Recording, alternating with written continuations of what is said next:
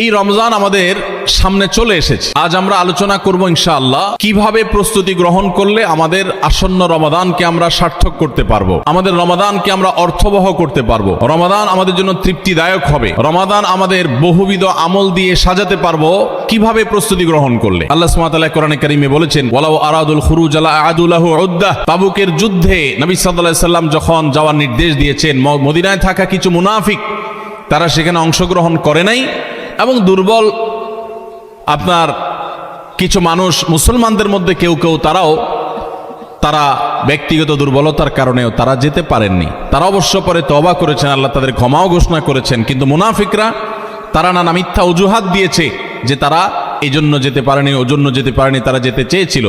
আল্লাহ তাআলা তাদের খণ্ডন করে বলেছেন, ওয়ালাউ আরাদুল খুরুজ লা আ'আদু লাহু উদ্দাহ।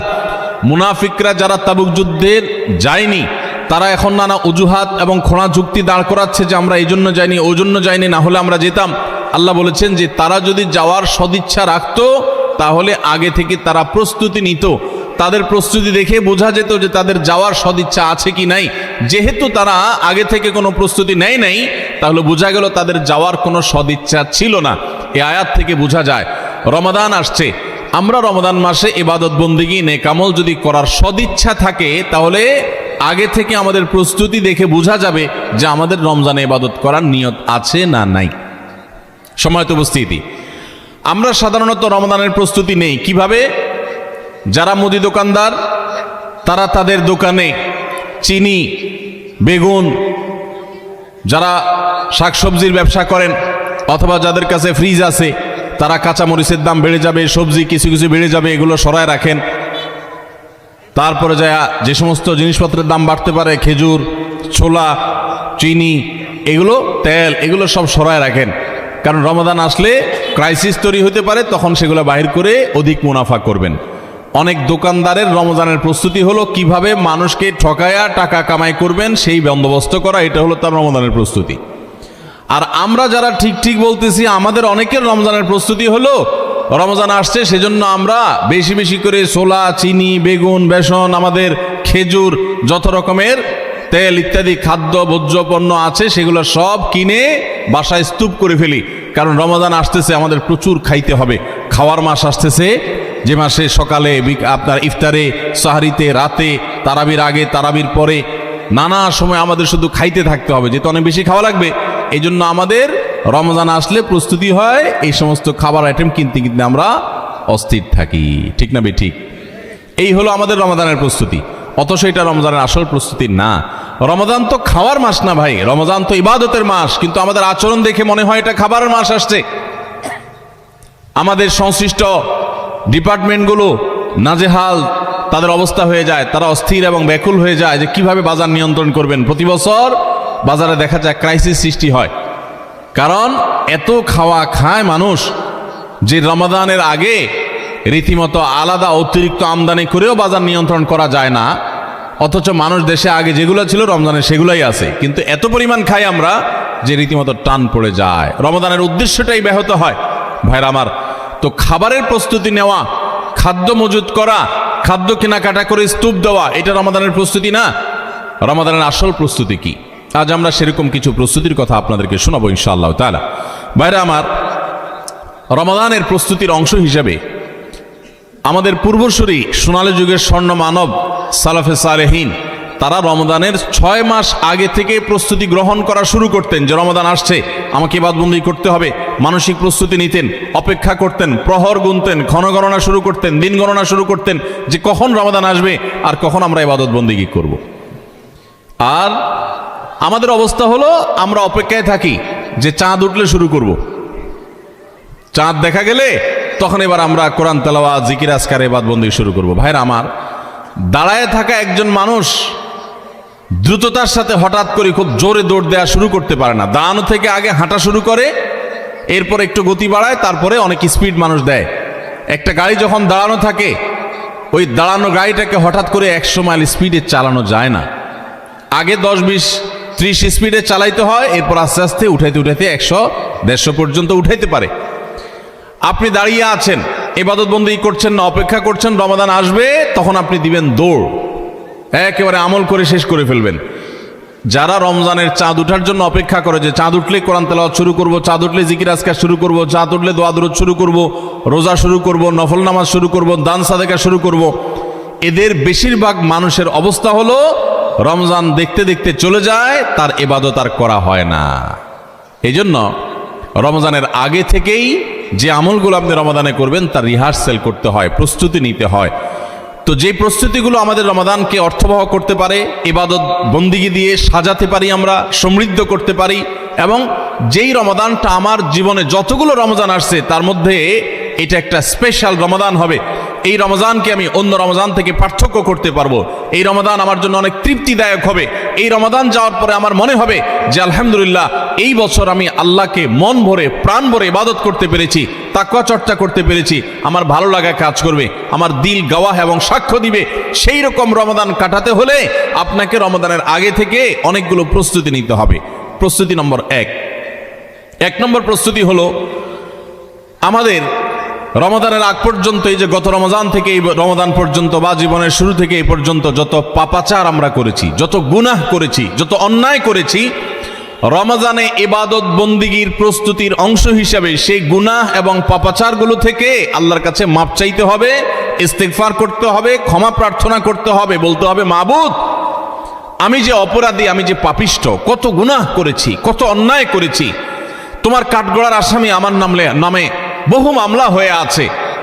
এত অপরাধ করার পর রমাদানে যখন আল্লাহ তাআলা রহমত, বরকত, মাগফিরাত, নাজাত, বহুবিধ কল্যাণ তার বান্দাদেরকে দিবেন, পাপিষ্ঠরা তো সাধারণত আল্লাহর এই রহমতগুলো থেকে বঞ্চিত হয়। তো আল্লাহ আমার গুনাহ খাতাগুলো যেগুলো আগে ছিল সেগুলো সব মাফ করে আমার রমাদানে তোমার যে রহমত বরকত নাজিল হবে সেটার জন্য আমাকে একটু উপযোগী করে দাও, আমি যেন পাপিষ্ঠ হয়ে তোমার রহমত থেকে বঞ্চিত না হই। এখন থেকে সেই দোয়া করা, সেই চোখের পানি ফেলা, ইস্তেগফার করা, এটা রমজানের প্রস্তুতির অংশ। মক্কার ইমাম শেখ আব্দুর রহমান আস-সুদাইস হাফিজাহুল্লাহ, তার কাছে কিছু যুবক, সৌদিয়ান কিছু যুবক একবার যে বললেন যে আমরা প্রতি বছর রমজান আসার আগেই প্রস্তুতি নেই মানসিকভাবে যে আমরা এবার রমাদানে অনেক ইবাদত বন্দি করব, কোরআনটা খতম দিব, 5 ওয়াক্ত নামাজ 1 ওয়াক্ত আমরা ছাড়বো না, রমজান আসলে আমরা অনেক ভালো ভালো কাজ করব, আমরা এগুলো পরিকল্পনা করি।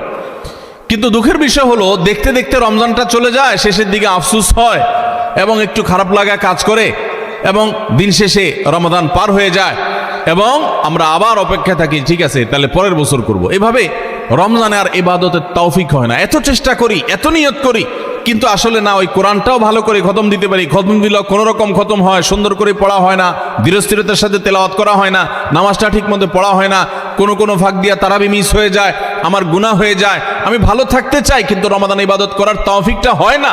কেনই অবস্থা হয় আপনি আমাদেরকে একটু নসিহত করেন।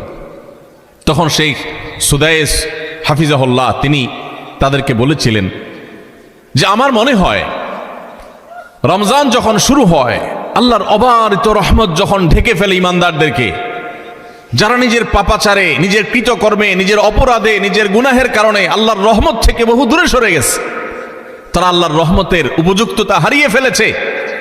সেই উপযুক্ততা হারিয়ে ফেলার কারণেই আমরা অনেকেই ইবাদত করতে চাই কিন্তু বেটে বলে হয় না। আমরা অনেক চিন্তা করি, অনেক কিছু করব, কিন্তু হয়ে ওঠে না, রমজানটা চলে যায়, কপাল পোড়া হয়ে যায়। রমজানে যদি ইবাদত করতে না পারেন তো এটা শুধু শখের ব্যাপার না, রমজানে ইবাদত করতে না পারলে তো স্বয়ং নবী সাল্লাল্লাহু আলাইহি সাল্লাম এবং জিবরিলের বদদুয়ার ভাগীদার হবেন। বাউদামান আদরাকা রমাদানা ফালাম ইউগফারলাহু ওয়ালাম ইউগফারলাহ, যে ব্যক্তি রমজান পেল অথচ তার রমজানের গুনাহ খাতাগুলোকে মাফ করাইতে পারলো না, আল্লাহর রহমতের ভাগীদার হতে পারলো না, এ তো কপাল পোড়া, এ ধ্বংস অনিবার্য। তাহলে আমরা আল্লাহর রহমত থেকে বঞ্চিত হই, ধ্বংসের দ্বারপ্রান্তে চলে যায়। রমাদানে কত মানুষকে আল্লাহ মাফ করেন, আমি কপাল পোড়ার মতো সেই জায়গায় দাঁড়ায় আছি। আগে যা ছিলাম রমজানও তাই, একটু রোজা রাখলাম, একটু ইফতার করলাম, একটু সাহারি খেলাম, একটু তারাবি টুকটাক পড়লাম, বাস এ হলো আমার রমজান।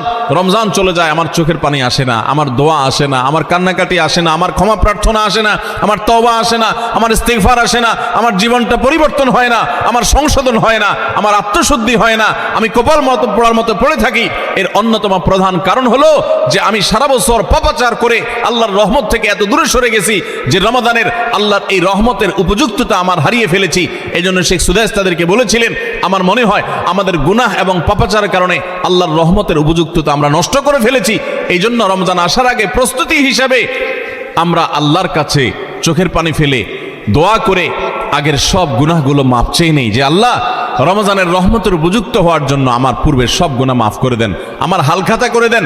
আমরা যেরকম দোকানদারদের কাছে পুরাতন বাকি সমস্ত টাকা পরিশোধ করে হালখাতা করলে নতুন করে আবার অনেক বাকি দেয় আমাদেরকে, আর আগের টাকা পরিশোধ না করলে নতুন বাকি দেয় না, তো আল্লাহর কাছে আগের গুনাহগুলো মাফ করে নিতে পারলে, মাফ করায় নিতে পারলে নতুন করে রহমতের উপযুক্ততা তৈরি হয়। এই জন্য রমজানের প্রস্তুতির অংশ হিসেবে প্রথম প্রস্তুতির কথা বলেছি, আল্লাহর কাছে আসুন নিজের কৃত পেছনের সমস্ত গুনাহ, সমস্ত খাতা, সমস্ত ভুল, সমস্ত বিচ্যুতি, সমস্ত ত্রুটি, সমস্ত পাপাচার, সমস্ত জুলুম, যত অন্যায় করেছি, চোখের গুনাহ করেছি, মুখের গুনাহ করেছি, মোবাইলে গুনাহ করেছি, ফেসবুক, ইউটিউব, মোবাইল করেছি, যত গুনাহ করেছি সমস্ত গুনাহ থেকে আল্লাহর কাছে মাফ চাই এবং দোয়া করি, আল্লাহ তুমি সব গুনাহগুলো মাফ করো, তুমি আহকামুল হাকিমিন, তুমি গফুরুর রহিম, তুমি সবকিছু করতে পারো। রমজান আসছে, প্রতিবারই আমার রমজান দেখতে দেখতে চলে যায়, ইবাদত করতে পারি না, এবার আমি তোমার রহমত পেতে চাই মাবুদ, এই জন্য তুমি আমাকে মাফ করে দাও। এই জন্য প্রথম প্রস্তুতি হলো আল্লাহর কাছে তওবা ইস্তেগফার করে নিজের গুনাহগুলোকে ধুয়ে মুছে পরিষ্কার করে রমজানের জন্য রহমতের অপেক্ষা করা। চেষ্টা করবো না ইনশাআল্লাহ? আল্লাহ আমাদের সবাইকে, আমরা যারা আছি, যারা শুনছি, আল্লাহ আমাদের সবাইকে আপনি রমাদান আসার আগে আগে আমাদের গুনাহগুলোকে মাফ করে আপনার রহমত থেকে দূরে সরার মতো যে সমস্ত অপরাধ করে বসে আছি, আল্লাহ সেগুলো থেকে আমাদের ফিরে আসার তৌফিক দেন এবং আমাদের গুনাহ খাতাগুলো মাফ করে দেন। ভাইরা আমার, তাহলে এক নম্বর প্রস্তুতির কথা বললাম, রমজানের প্রস্তুতির অংশ হিসাবে সকল গুনাহ খাতা থেকে আল্লাহর কাছ থেকে মাপ চেয়ে নিজের প্রোফাইলটাকে ক্লিন করে ফেলবো, সব পরিচ্ছন্ন করে ফেলবো, নতুন করে হালখাতা করে রমজানের জন্য শুরু করতে পারি। তাহলে দেখবেন ইবাদতের স্বাদ পাওয়া যাচ্ছে, ইবাদতের তৃপ্তি পাওয়া যাচ্ছে, ইবাদত করতে ভালো লাগা কাজ করছে। আল্লাহ আমাকে, আপনাকে, আমাদের সবাইকে সেই তৌফিক দান করুন। দ্বিতীয় যে করণীয় আছে রমজানের প্রস্তুতির অংশ হিসাবে, সেটা হলো রমজান মাসের যে ফজিলত এবং মর্যাদা আছে, রমজান মাসের রোজার যে মাসলা মাসাইল আছে, এগুলো এখন থেকে শেখা শুরু করতে হবে। তাহলে মানসিকভাবে আপনি প্রস্তুতি নিতে পারবেন যে রমজান আসছে। আপনি রমজান শুরু হওয়ার পরে যদি এবার মাসলা শেখা শুরু করেন, তো শিখতে শিখতেই তো আপনার কয়েকদিন চলে যাবে, একটা মাস দেখতে দেখতে চলে যায়। এই জন্য রমজানের প্রস্তুতির অংশ হিসাবে এখন থেকে রমজানের কি মর্যাদা, রোজার কি মর্যাদা, মানুষকে ইফতার করালে কি লাভ, রমজান মাসে গুনাহ থেকে বেঁচে থাকার অপরিহার্যতা কি রয়েছে, রোজা রেখে যদি আমি গুনাহ করি তাহলে রোজার কোনো লাভ নেই, উপাস থাকার মতো, এগুলো আগে থেকে জানতে হবে, শিখতে হবে, বুঝতে হবে। রমজানের ফাজাইল এবং মাসাইল, রমজানের তাৎপর্য, মাহাত্ম্য, মর্যাদা কি, সেগুলো জানবো এখন থেকে, এবং করণীয় কি সেগুলো আমরা ঠিক করব। আমাদের একটা বক্তব্য ইউটিউবে আছে, রমজানের 27টি স্পেশাল আমল, বিশেষ আমল, এগুলো রমাদানের জন্য স্পেশাল। এই 27টি আমল প্রিন্ট করে বা হাতে কলমে কাগজে লিখে আপনি কোথাও টাঙায় রাখেন। এখন থেকে দেখা শুরু করেন যে 27টা আমলের সবগুলো আমি পুরো মাসব্যাপী করব, কোনটা আমি বাদ দিব না। এখন থেকে প্রস্তুতি নেন। আপনি রমজানের পরে যদি জানতে শুরু করেন, তো জানতে জানতেই তো এক সপ্তাহ চলে যাবে, আর মানতে মানতে আরেক সপ্তাহ চলে যাবে, আপনি ইবাদত করে শান্তি পাবেন না। এই জন্য এখন থেকে রমাদানের মাসাইলগুলো, মাসলা মাসাইলগুলো, ফজিলতগুলো জানা শুরু করেন। ভাইরা আমার, যত ইবাদত আছে, যত ইবাদত আছে ইসলামে, আমার ক্ষুদ্র জ্ঞানে রমাদান এবং সিয়াম, রমজান মাস এবং সিয়াম, রোজা সম্পর্কে যত ফজিলত, যত মর্যাদা, যত মাহাত্ম্যের কথা আসছে, এত মাহাত্ম্যের কথা এতগুলো হাদিসে অন্য কোনো আমলের ব্যাপার আর বর্ণিত হয়েছে বলে আমার জানা নেই। এই জন্য রমাদান আসছে ভাই, জীবনে আরেকটি রমাদান আমি পাবো কোনো গ্যারান্টি নাই। কত মানুষ গত রমজানে ছিলেন, এই রমজানে তারা কবরের বাসী হয়ে গেছে। এই জন্য এই রমজানটা যেন সঠিকভাবে কাটাতে পারি, সেজন্য আগে থেকে, এখন থেকে রমজানের মাসলা মাসাইল জানবেন, সেরকম বই কিনবেন, রমজানের উপযোগী বই পুস্তক কিনবেন এবং ওইরকম ওয়াজগুলো শুনবেন, আলেমদের কাছে বসবেন, মসজিদে মসজিদে আলোচনা শুরু হবে, রমজানের প্রস্তুতি শুরু হবে। আল্লাহ আমাদের সবাইকে তৌফিক দান করুন। 3 নম্বর প্রস্তুতি হলো আমাদের প্রতিজ্ঞা করতে হবে, নিয়াত করতে হবে, এইবারের রমজানে আমি আল্লাহর কাছ থেকে আমার গুনাহগুলো মাফ করাইয়াই ছাড়ব। প্রত্যেক দিন ভাইরা আমার, রমজানের প্রত্যেকটা দিন আল্লাহ তাআলা বহু মানুষকে সাধারণ ক্ষমা ঘোষণা করেন, যাই করছো বান্দা সব মাফ, সাধারণ ক্ষমা ঘোষণা করেন কিছু মানুষকে। সেই সৌভাগ্যবান মানুষগুলোর কাতারে আমি ঢোকার জন্য চেষ্টা করবই করব, এই প্রতিজ্ঞা করা, এটা হলো প্রস্তুতির অংশ, যে এইবারের রমজানকে আমি আর হেলায় হারাতে দেব না। আমি এবার রমজানে আমার গুনাহ মাফ করাইয়াই ছাড়বো, এই প্রতিজ্ঞা এখন থেকে করতে হবে ইনশাআল্লাহ। প্রতিজ্ঞা করবেন তো ইনশাআল্লাহ, যে যেই কোনো কিছুর বিনিময় হোক আল্লাহর কাছ থেকে ক্ষমা আমি আদায় করেই ছাড়বো, আমি আল্লাহর কাছ থেকে ক্ষমা নিয়েই ছাড়বো। এখন আপনি বলতে পারেন যে ক্ষমা যে আমি পেয়েছি তার গ্যারান্টি কি, কিভাবে নিশ্চিত হব? ভাইরা আমার, কোন সালাফ বলেছেন আমাদের দোয়া কোনটা আল্লাহর কাছে কবুল হয়েছে আর কোনটা কবুল হয়নি নিশ্চিত হওয়ার কোনো উপায় আছে কিনা। তো তারা বলেছেন যে যেই দোয়ার পর, যে কান্নাকাটির পর, যে প্রার্থনার পর, যে মুনাজাতের পর আপনার মানসিক প্রশান্তি অনুভব হয়, আপনার মনের মধ্যে এক ধরনের সুখ অনুভব হয়, তৃপ্তি অনুভব হয়, আপনার প্রশান্তির এক বাতাস বয়ে যায়, খুব ভালো লাগা কাজ করে যে আমি দোয়া করেছি, আল্লাহর কাছে চোখের পানি ফেলেছি, কান্নাকাটি করেছি, ভালো করে মনোযোগী দোয়া করতে পেরেছি, এরকম যদি তৃপ্তি অনুভব হয় তাহলে সুধারণা করতে পারেন যে আল্লাহ আপনার দোয়াটা কবুল করেছেন।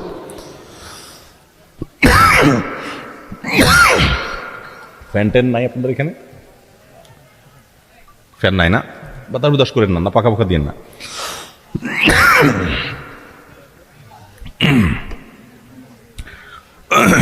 তাহলে রমাদানের প্রস্তুতির অংশ হিসেবে আমরা আল্লাহ রাব্বুল আলামিনের মাগফিরাত এবারের রমজানে আদায় করেই ছাড়বো, এই প্রতিজ্ঞা এখন থেকে করতে হবে। সাধারণ নিয়ত না, প্রতিজ্ঞা, পাক্কা নিয়ত করতে হবে। চেষ্টা করবো না ইনশাআল্লাহ যে আমি আল্লাহর কাছ থেকে আমার গুনাহগুলোকে মাফ করাইয়াই ছাড়বো। যত ত্যাগ করা লাগে, যত স্যাক্রিফাইস করা লাগে করবো, তারপর আমি মাফ করাই ছাড়বো ইনশাআল্লাহ। চেষ্টা করা যাবে না? আল্লাহ আমাদের সবাইকে তৌফিক দান করুন। ভাইরা আমার, 4 নম্বর যে করণীয় আছে আমাদের রমজানের প্রস্তুতির অংশ হিসাবে, সেটা হলো যদি কারোর আগের রমজানের, গত বছরের রমজানের রোজা বাকি থাকে, হতে পারে কেউ অসুস্থ ছিলেন, এত বেশি অসুস্থ হয়ে পড়ছেন যে রোজা রাখতে পারেন নাই, ভাঙতি পড়ছে, অথবা মা বোনদের মাসিকের কারণে রোজা ভাঙতি পড়ে থাকতে পারে, সফরের কারণে রোজা ভাঙতি পড়ে থাকতে পারে। এই ভাঙতি রোজাগুলো এই বছরের রমজানের আগে আগে রেখে দিতে হবে। আম্মা জান আয়েশা রাদিয়াল্লাহু তাআলা আনহা তার ভাঙতি রোজাগুলো পরবর্তী রমজানের আগে আগে রেখে ফেলতেন। এই জন্য রমজানের রোজার প্রস্তুতির অংশ হিসাবে আগের কোনো ভাঙতি বা কাজা রোজা থাকলে এই রমজানের আগে আগে সেগুলো রেখে ফেলা উচিত এবং উত্তম। এটা রমজানের 4র্থ প্রস্তুতি। 5 নম্বর প্রস্তুতি হলো নিজের অন্তরকে শিরক এবং হিংসা থেকে মুক্ত করা। আল্লাহর সাথে কোনো কাউকে, সেটা কোনো মাজারে শায়িত ব্যক্তি হোক, কোনো জীবিত ব্যক্তি হোক, কোনো কাউকে আল্লাহর সাথে অংশীদার সাব্যস্ত করা যাবে না। এই শিরক করা থেকে নিজেকে পরিচ্ছন্ন করতে হবে, তাওহীদটাকে স্ট্রং করতে হবে এবং নিজের অন্তরকে হিংসা, বিদ্বেষ, শত্রুতা এগুলো থেকে পরিচ্ছন্ন করতে হবে। আপনি যদি এগুলো থেকে পরিচ্ছন্ন করেন, এগুলো থেকে পরিষ্কার করেন অন্তরকে, তাহলে ইনশাআল্লাহ বিইذনিল্লাহ আল্লাহ তাআলা প্রতিদিন যে বহু মানুষকে সাধারণ ক্ষমা ঘোষণা করেন, আপনি আশা করতে পারেন যে আপনি সাধারণ ক্ষমার আওতায় পড়বেন। কারণ হাদিস থেকে আমরা জানি যে যারা শিরকের মধ্যে থাকে, যাদের অন্তরে মানুষের প্রতি হিংসা থাকে, শত্রুতা থাকে, তারা আল্লাহর সাধারণ ক্ষমা থেকে মাহরুম এবং বঞ্চিত থাকে। অতএব আল্লাহর সাধারণ ক্ষমার উপযুক্ত হওয়ার জন্য নিজেদের অন্তরকে এই সমস্ত গুনাহ থেকে, বিশেষ করে শিরক এবং হিংসা থেকে পরিচ্ছন্ন হতে হবে। এটা হবে রমজানের প্রস্তুতির অংশ। রমাদানে আল্লাহ রাব্বুল আলামিন প্রতিদিন অগণিত মানুষকে মাফ করে দিবেন, বহু মানুষকে আল্লাহ তাআলা মাফ করে দিবেন। যেহেতু বহু মানুষকে আল্লাহ তাআলা মাফ করে দিবেন, তো আমি তাদের মধ্যে যেন থাকি, সেজন্য আমি আমার অন্তরকে হিংসা এবং শিরক থেকে পরিচ্ছন্ন করব। 6 নম্বর প্রস্তুতি হলো বিশেষ করে সামাজিক যোগাযোগের মাধ্যম এবং আমাদের মোবাইল ফোনগুলো নিয়ন্ত্রণ করে ফেলতে হবে, যেগুলো আমাদের ইবাদত বন্দেগীর ক্ষেত্রে বড় ধরনের বাধা সৃষ্টি করে। অনেকেই আছি যে সোশ্যাল মিডিয়ার আসক্তিতে আমরা এরকম ভয়াবহ একটা পর্যায়ে, যে আমাদের ইবাদত বন্দেগীর ক্ষেত্রে সবচেয়ে বড় বাধা হলো আমাদের এই ফেসবুকের নেশা, টিকটকের নেশা, ইউটিউবের নেশা, মোবাইলের নেশা, গেমসের নেশা। অন্তত রমজান মাস উপলক্ষে আমরা আমাদের এই সমস্ত বিষয়গুলো থেকে যদি বেরিয়ে আসতে পারি, এটা হবে সবচেয়ে বড় কার্যকর পদক্ষেপ, সবচেয়ে বড় প্রস্তুতি, সবচেয়ে বাস্তবসম্মত প্রস্তুতি। যদি আপনার হিম্মত থাকে, শুনেন, নেক আমল করার জন্য কিছু বুকের বল লাগে, মেরুদণ্ড লাগে, এগুলো সবাই পারে না। এগুলোর জন্য সৎ সাহস লাগে, ইমানদার যুবক, আমার জীবনটা শেষ হয়ে যাচ্ছে, হেলায় পেলায় যা খুশি তা করে জীবনটা পার করে ফেলছি, এই মোবাইল স্ক্রিনের পিছনে আমার পুরো জীবনটা বরবাদ করে ফেলছি, আর কত? আলাম ইয়ানিল্লাযীনা আমানু আন তাখশা কুলুবুহুম লিযিকরিল্লাহ। আল্লাহ বলেছেন, আল্লাহর স্মরণে অন্তর বিগলিত হওয়ার মতো সময় কি ইমানদারদের এখনো আসেনি? যুবক ভাই আমার, সালহাতু সঙ্গে বুদি দিল খারাস, আজ মুদে এক জামানা খাকে বাস। বহু বছর তো পাথর হয়েছিলে, আসুন এই রমাদানটা একটু মাটি হয়ে দেখি, একটু চোখের পানি ফেলে দেখি, একটু কান্নাকাটি করে দেখি। সোশ্যাল মিডিয়ার মজা তো বহু লুটেছেন, এবার আসন্ন রমাদানকে কেন্দ্র করে আসুন সোশ্যাল মিডিয়া থেকে নিজের আইডি, নিজের প্রোফাইলটাকে ডিঅ্যাক্টিভ করে ফেলান। 1 মাসের জন্য, মরে যাবেন না, একটু কষ্ট হবে, বন্ধু বান্ধবের সাথে বিচ্ছিন্ন হয়ে যাবেন, কিচ্ছু আসবে যাবে না। আমি আল্লাহর শপথ করে বলতে পারি, যদি সৎ সাহস করে এগুলো ডিলিট করে ফেলতে পারেন, পুরো অ্যাপ আইডি যদি ডিঅ্যাক্টিভ করে ফেলতে পারেন, অ্যাক্টিভিটি যদি বন্ধ করে ফেলতে পারেন, 1টা মাসের জন্য যদি আপনি নিয়ন্ত্রণ করতে পারেন নিজেকে, দেখবেন মাস শেষে আপনার অবর্ণনীয় এক তৃপ্তি এবং ভালো লাগা কাজ করছে। এই জন্য সৎ সাহস করতে হয়, হিম্মত করতে হয় যে আসন্ন রমাদানে আমার ইবাদতে বড় বাধা হলো আমার এই ফোনের নেশা, মোবাইল টিপাটিপির নেশা, সো আমি এটা থেকে বেরিয়ে আসব। আমরা যদি সৎ সাহস করি, হিম্মত করি, নিয়ত করি যে আমি এই রমাদানটাকে ইবাদতে কাটাবার প্রয়োজনে আমি কোরআন তেলাওয়াত করব, আমি বই পুস্তক পড়বো, আমি সুন্দর করে নামাজটা পড়বো, আমি আমার অন্যান্য কাজকাম করব, স্টুডেন্ট হলে পড়ালেখা করব, অন্যান্য কাজকাম করব, এর বাইরে আমি আমার সময়ের অপচয় থেকে বাঁচার জন্য আমি এই অপারেশন করব, নিজের প্রতি নিজে এই শক্ত এবং কঠিন অভিযান পরিচালনা করব। যদি আমরা নিয়ত করি, আল্লাহ তাআলা আমাদেরকে সাহায্য করবে। নিয়ত করা যাবে না ইনশাআল্লাহ? আল্লাহ আমাদের সবাইকে এই নিয়ত করার মতো সৎ সাহস দান করুন। আমি সেই যুবক দেখার সৌভাগ্য অর্জন করেছি, যেই যুবক রমাদানের শুরুতেই মোবাইল থেকে এরকম অ্যাপ ডিলিট করে ফেলে দেয়, ইবাদতের জন্য নিজেকে প্রস্তুত করে। ভাইরা আমার, বন্ধু বান্ধব অনেক কথা বলবে, হাসাহাসি করবে, কিয়ামতের ময়দানে এই হাসাহাসি করা মানুষগুলো আপনার কোনো কাজে আসবে না। আপনার আল্লাহর সামনে আপনাকে জবাবদিহি করতে হবে। রমাদান পেয়ে ইবাদত করতে পারলেন না, জবাবদিহি করা লাগবে। সো আমরা আমাদের ইবাদতে যে সমস্ত বাধা বিপত্তি আছে সেগুলো বিশেষ করে সোশ্যাল মিডিয়া এবং মোবাইল নিয়ন্ত্রণ করব ইনশাআল্লাহ, চেষ্টা করবো না ইনশাআল্লাহ। 7 নম্বর প্রস্তুতি হলো, গত বছর তার আগের বছর রমজানে আমি ইবাদত কেন করতে পারি না, কি কি সমস্যা ছিল, আমার অমুক দোস্তটা, ওর কারণে তারাবিটা পড়া হয় না, কারণ ও ওই টাইমে ফোন দেয়, আড্ডা মারতে বলে, অথবা তমুক কারণে আমার পড়ালেখাটা হয় না, অমুক নেশার কারণে হয় না, কি কারণে হয় না, প্রত্যেকেরটা আলাদা আলাদা। আমার গত রমজানে আমি কোরআনটা পুরো ভালো করে সুন্দর করে খতম দিতে পারি নাই কেন? শুরু তো করছিলাম কিন্তু শেষ করতে পারি নাই কেন? আমার গত রমজানে যে তারাবি কয়েকদিন মিস হয়েছিল, সেটা কেন মিস হয়েছিল? আমার গত রমজানে যে ভালো কাজগুলোর পরিকল্পনা ছিল, সেগুলো কেন হয় নাই? সেই বিষয়গুলো আমাদের চিহ্নিত করতে হবে, খুঁজে বের করতে হবে, বের করে এইবারের রমাদানে যেন সেগুলো রিপিট না হয়, সেগুলো যেন আর পুনরায় দেখা না দেয়, আগে থেকে সিদ্ধান্ত নিতে হবে এবং প্ল্যান করতে হবে যে আমার গত রমজানে কি সমস্যা ছিল, ও শেষের দশকে যে আল্লাহ লাইলাতুল কদর রেখেছেন, ওই দশকটাতে আমার ঈদের কেনাকাটার কারণে আমি এগুলো করতে পারি নাই, তাহলে এবছর ঈদের ঝামেলা আমি আগেই সেরে ফেলবো।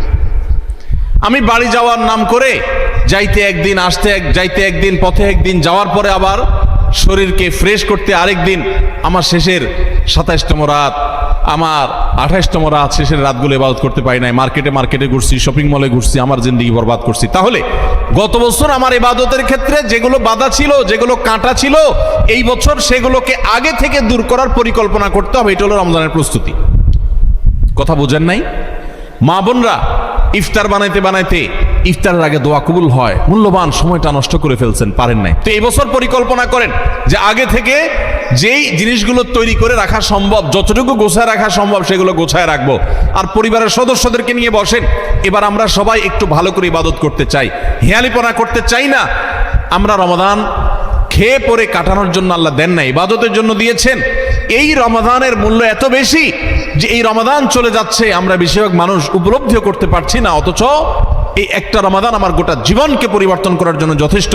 আপনারা জানেন জান্নাতের একটা স্পেশাল গেট আছে, নাম হলো রাইয়ান। এই রাইয়ান নামক গেট দিয়ে আল্লাহ রাব্বুল আলামিন শুধুমাত্র রোজাদারদেরকে প্রবেশ করার সুযোগ দিবেন, যারা রমাদানে ইবাদত বন্দেগী করেছে, আল্লাহর নাফরমানি থেকে বেঁচে থেকেছে, তাকওয়ার জীবন অবলম্বন করেছে। আল্লাহ তাদের মর্যাদা দিবেন ওই স্পেশাল গেট দিয়ে প্রবেশ করে। এই জন্য জাহান্নাম থেকে বাঁচার জন্য, জান্নাত লাভের জন্য পরিবারের সদস্যদেরকে নিয়ে বসেন যে আমাদের এবারের রমাদানে আমরা ইবাদত করব। আমাদের গত রমজানে ইবাদত কেন হয় নাই? কারণ ইফতারিতে আমাদের 10 আইটেম না হইলে হয় না। এবার আমরা আইটেম কমাই, আমরা একটু খাবার পরিমাণ কমাই। যেই খাবার খেতে আমাদের ঝামেলা হইতো আমরা করব না। যদি কোনো মহিলার ইফতারের প্রস্তুতি ইবাদত না হয়, সাহারির সময় তার ঝামেলা তৈরি হয়, তাহলে এগুলো আগে ভাগে প্ল্যান করতে হবে কিভাবে কমানো যায় ঝামেলাগুলো। হয় পরে করব, নয় আগে করব, নয় পরিবারের সদস্যদের সাহায্য নিব, নাহলে আইটেম কমাবো। কিভাবে হতে পারে প্ল্যান প্রোগ্রাম করতে হবে। বেড়াবেড়ি, দাওয়াত খাই, হ্যাঁ, ইফতার পার্টি, সাহারি পার্টি, এগুলো করতে গিয়ে আমার ইবাদত হয় নাই, সো আমি এবছর সেগুলো করব না। এজন্য গত বছরের সমস্যাগুলো চিহ্নিত করে সেগুলো থেকে এবার দূরে থাকার চেষ্টা করতে হবে। এটা হলো 7 নম্বর প্রস্তুতি। 8 নম্বর প্রস্তুতি হলো রমজানের যে আমলগুলো আছে, রমজানের ওই যে বললাম 27টা স্পেশাল আমল আছে হাদিসের আলোকে, 27টা। রমজানের সবচেয়ে বড় আমল কি ভাই? রমজান মাসের সবচেয়ে বড় আমল কোনটা? সবচেয়ে বড় আমল হলো রোজা রাখা। রোজা রাখার চেয়ে বড় কোনো আমল আছে? রমজানের দ্বিতীয় আমল হলো রাতে তারাবি পড়া। তৃতীয় আমল হলো কোরআনে কারীমের তেলাওয়াত করা। আল্লাহর কাছে দোয়া করা আরেকটা আমল। উমরার তৌফিক থাকলে উমরা করা আরেকটা আমল। নবী সাল্লাল্লাহু আলাইহি ওয়াসাল্লাম রোজা রেখে প্রচুর মিসওয়াক করতেন, সেটা আরেকটা আমল।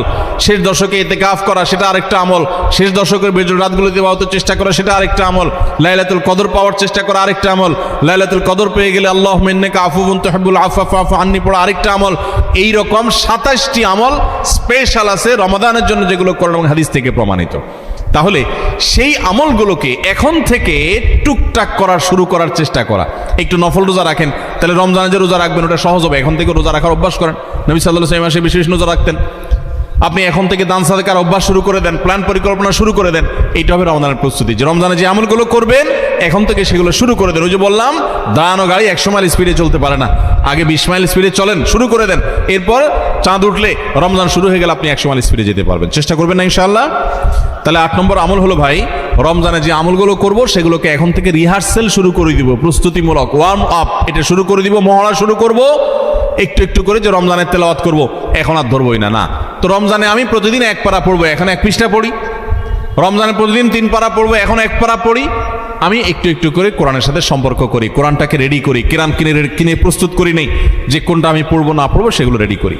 9 নম্বর আমল হলো রমাদানের সময় আমি কোন আমল করব না করব, কখন কি করব, এটার একটা চার্ট রেডি করে ফেলবো। আমার কোরআন খতম করতে হলে এমন টাইমে কোরআন তেলাওয়াত করতে হবে প্রতিদিন যখন কোনো কাজ থাকে না, ফজরের পরে আমি একটু কোরআন তেলাওয়াত করে তারপর ঘুমাবো। তাহলে ওই টাইমে তার অন্য কোনো ঝামেলা থাকে না, আমার আর মিস হবে না ইনশাআল্লাহ। তারাবির পর আমি সোহর আগ দিয়ে তেলাওয়াত করি, তারপর শোবো।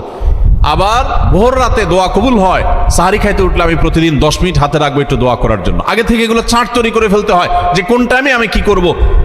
আমার প্রত্যেকটা বিষয়কে যদি এখন শিডিউলের মধ্যে নিয়ে আসতে পারি, ইনশাআল্লাহ রমাদানের যথাযথ প্রস্তুতি গ্রহণ করা হবে এবং দেখবেন আপনার রমাদানে অনেক অর্জন করার সুযোগ আপনি লাভ করেছেন। তাহলে 9 নম্বর প্রস্তুতি হলো চার্ট করা, শিডিউল করে ফেলা, পুরো রমজান মাস কিভাবে কাটাবেন তার সারাদিন সকাল থেকে রাত পর্যন্ত একেবারে পুরো শিডিউল। 10 নম্বর হলো শাবান মাসের শেষ দিনে 29শে শাবান পশ্চিম আকাশে চাঁদ দেখবেন, এটাও রমজানের প্রস্তুতির অংশ।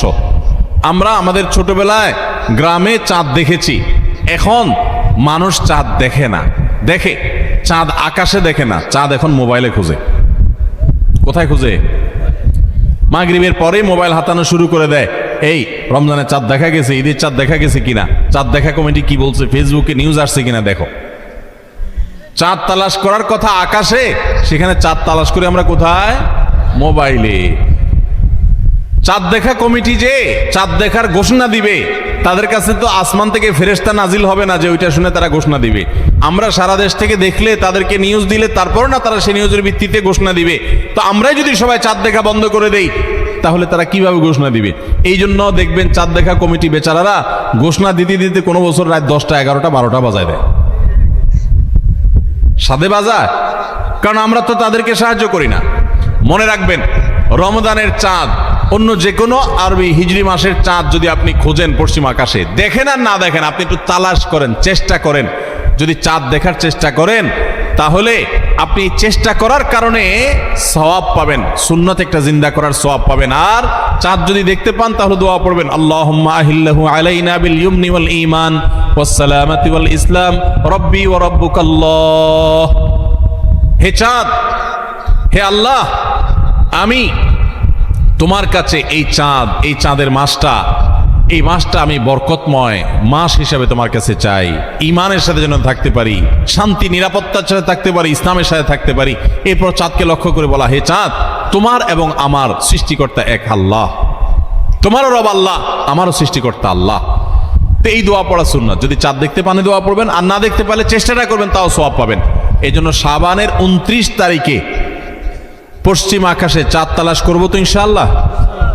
এগুলো এখন বিদায় হয়ে গেছে, চাঁদ তালাশ করা। চাঁদ তালাশ করা একটা বিলুপ্ত সুন্নাহ। এই সুন্নাহ জিন্দা করার চেষ্টা করবেন, রাস্তা বের হয়ে পশ্চিম আকাশে তাকাবেন। তাহলে এটা হবে রমজানের প্রস্তুতির একটি বিষয়। 10 নম্বর প্রস্তুতি হলো শাবান মাসে চাঁদ দেখা। আর 11 নম্বর এবং সর্বশেষ প্রস্তুতি হলো আল্লাহর কাছে ইবাদতের জন্য দোয়া করতে হয়। আমাদের পরিকল্পনা আমরা করতে পারি, কিন্তু তৌফিকটা আসলে আল্লাহ দিবেন। এই জন্য আমার পরিকল্পনাগুলো করে আমি বলবো, আল্লাহ, আমি চাটও তৈরি করেছি, রমজানে মাসালা জানার জন্য বইও কিনেছি, আমি কোরআনও তো রেডি করেছি, তেলাওয়াতও শুরু করে দিয়েছি, টুকটাক নফল রোজা রেখে আমার প্রস্তুতিও শুরু করে দিয়েছি। আমি আমার জায়গা থেকে যা করতে পারার আমি করছি। মাবুদ, এবারের রমজানটাতে তুমি আমার একটু ইবাদত করার তৌফিক দিও। ভাইরা আমার, আপনারা অনেকেই অনেক স্বাদ জীবনে আস্বাদন করেছেন, আড্ডা মেরে বন্ধু বান্ধবের সাথে একান্তে কাটিয়ে বিভিন্ন রকমের কাজ করে মজা অনেক লুটেছেন। আল্লাহর শপথ, রমজানটাতে যদি আপনি ইবাদত করে কাটাতে পারেন, রাতভর একটু চোখের পানি ফেলে তাহাজ্জুদের সময় সাহারি খাওয়ার পর 10টা মিনিটে যদি একটু কাঁদতে পারেন, আল্লাহর কাছে মাপ চাইতে পারেন, আপনার কাছে পৃথিবীর যে কোনো কিছু তৃপ্তির চাইতে অনেক বেশি তৃপ্তিদায়ক হবে এই আল্লাহর কাছে একান্ত মুহূর্তে কান্নাকাটি করা, দোয়া করা, ইবাদত করা, ইস্তেগফার করা, আমলে মশগুল থাকা। আপনি সেই জিনিসটা করার পরিকল্পনা এই বছর রমাদানে নেন। চেষ্টা করা যাবে না ইনশাআল্লাহ? ভাইরা আমার, সেজন্য আল্লাহর কাছে দোয়া করতে হবে, আল্লাহ, আমি আমার চেষ্টা যা নেওয়ার, প্রস্তুতি যা নেওয়ার আমি নিয়েছি, চেষ্টা করেছি, মাবুদ তুমি এবার আমাকে তৌফিক দিও। নবী সাল্লাল্লাহু আলাইহি সাল্লাম প্রত্যেক নামাজের পরে দোয়া করতেন, আল্লাহুম্মা আইন্নি আলা যিকরিকা ওয়া শুকরিকা ওয়া হুসনি ইবাদাতিক। ও আল্লাহ, তোমার কাছে আমি সাহায্য চাই যেন তোমার সুন্দর করে ইবাদত করতে পারি, যেন তোমার স্মরণ আমি সুন্দর মতো করতে পারি, হ্যাঁ, তোমার কৃতজ্ঞতা শুকরিয়া যেন আদায় করতে পারি, সেই তৌফিক তুমি দাও। আল্লাহর কাছে তৌফিক চাইতে হয়। এই জন্য ভাইরা, রমাদানের সর্বশেষ এবং 11তম প্রস্তুতি বলেছি, আল্লাহর কাছে দোয়া চেয়ে নিতে হবে যে আল্লাহ তুমি আমাকে তৌফিক দিও। আল্লাহ তাআলা আমাদের সবাইকে রমাদানের এই সবগুলো প্রস্তুতি যথাযথভাবে করে আসন্ন রমাদানকে আমাদের জীবনে এক ব্যতিক্রমী রমাদান, সার্থক রমাদান, সফল রমাদান, তৃপ্তিদায়ক রমাদান এবং জান্নাত কামানো রমাদান, মাগফিরাত লাভ করা রমাদান হিসাবে কাটাবার তৌফিক নসিব করো।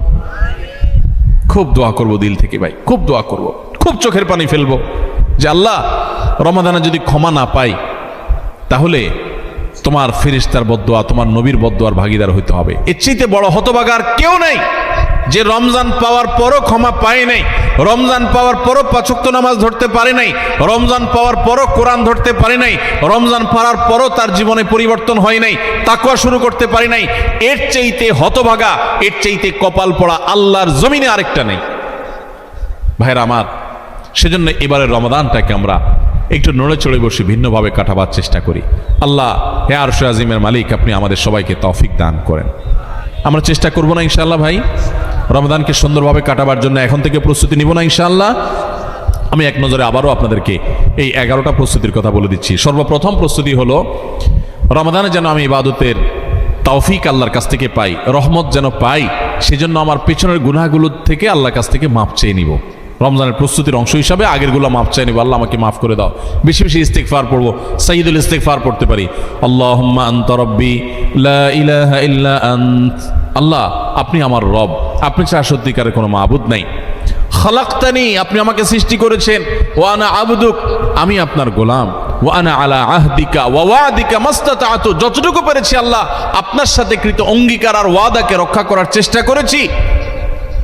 আউযু বিকা মিন শাররি মা সানাত। আল্লাহ, আমি যে সমস্ত অপকর্ম নিজে করেছি আমি আপনার কাছে পানা চাই সেগুলোর ক্ষতি থেকে, এগুলোর কারণে যেন আমি বঞ্চিত না থাকি, রমাদানে কপাল পোড়াদের কাতারে যেন শামিল না হই, আমি যেন তৌফিক পাই।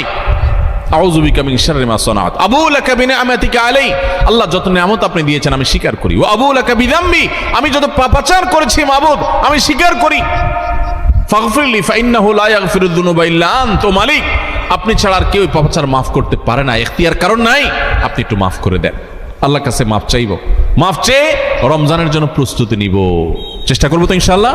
নাম্বার 2, রমজানের ফাজাইল মাসাইল, মাহাত্ম্য মর্যাদা মাসলা মাসাইল এগুলো জানার জন্য এখন থেকে সেরকম বই পুস্তক কিনে পড়া শুরু করে দিব, ওইরকম আলোচনা শোনা শুরু করে দিব, জ্ঞান অর্জন করা শুরু করবো রমজান সংক্রান্ত। এটা দ্বিতীয় প্রস্তুতি। 3 নম্বর হলো আল্লাহর কাছে এইবারের রমজানে আমি মাগফিরাত এবং নাজাত পেতে চাই, ক্ষমা পেতে চাই, আল্লাহর রহমত পেতে চাই। এই জন্য দৃঢ় প্রতিজ্ঞা করব যে এবার আমি কিছু একটা করবো ইনশাআল্লাহ, এবং এটা সারাক্ষণ নিজেকে জল্পনা কল্পনা করতে থাকা, প্রস্তুত করতে থাকা মানসিকভাবে। নাম্বার 4 নম্বর প্রস্তুতি হলো আগের বছরে কোনো রোজা ভাঙতি থাকলে সেগুলো আদায় করে ফেলা। 5 নম্বর প্রস্তুতি হলো নিজের অন্তরকে শিরক এবং হিংসা, বিদ্বেষ, শত্রুতা এগুলো থেকে পরিচ্ছন্ন করা। কারোর প্রতি দুঃখ আছে, হিংসা আছে, দুঃখটা হিংসার লেভেলে চলে গেছে, তো আপনি সেই হিংসাটা দূর করে ফেলান, সবাইকে মাফ করে দেন, ফ্রেশ হয়ে যান, কারণ রমজান আসছে। সাধারণ ক্ষমা ঘোষণা যখন করা হবে তখন কিন্তু কপাল পোড়ারা, হিংসুকরা পাবে না মাফ। এই জন্য কারোর প্রতি হিংসা রাখেন না, কারোর অকল্যাণ চায়েন না, সবার কল্যাণ কামনা করেন, মনটাকে উদার করে দেন, বড় করে দেন, এটা আপনি সুস্থ থাকতে পারবেন। আর শিরক থেকে নিজেকে বাঁচিয়ে রাখেন, ইনশাআল্লাহ রমজানের সাধারণ ক্ষমার মধ্যে পড়বেন। এটা রমজানের প্রস্তুতির অংশ যে শিরক এবং হিংসা থেকে নিজেকে পরিচ্ছন্ন করলেন। 5 নম্বর প্রস্তুতি। 6 নম্বর প্রস্তুতি হলো সোশ্যাল মিডিয়া, ফেসবুক ইত্যাদি নেশা এবং স্মার্টফোন পারলে গলা চিপে বন্ধ করে ফেলান। 1 মাসের জন্য বাটন ফোনে চলে যান অন্তত, এবং আইডি ডিঅ্যাক্টিভ করে ফেলান। একটু হিম্মত করেন, সৎ সাহস করেন, মরে যাবেন না। একটু কষ্ট হবে, এতটুকু কষ্ট যদি না করেন কোন মুখে আল্লাহর কাছে আপনি জান্নাতের দাবি করবেন? একটু সোশ্যাল মিডিয়াকে 1 মাসের জন্য নিয়ন্ত্রণ করার যদি নিয়ত করতে না পারেন, আল্লাহর কাছে কোন মুখে জান্নাতের আশা করবেন, দাবি করবেন? এই জন্য 6 নম্বর প্রস্তুতি হলো যেই বিষয়গুলো আমার ইবাদতে ব্যাঘাত সৃষ্টি করে, অর্থাৎ এই সোশ্যাল মিডিয়া ইত্যাদি, এগুলোকে নিয়ন্ত্রণ করে ফেলা।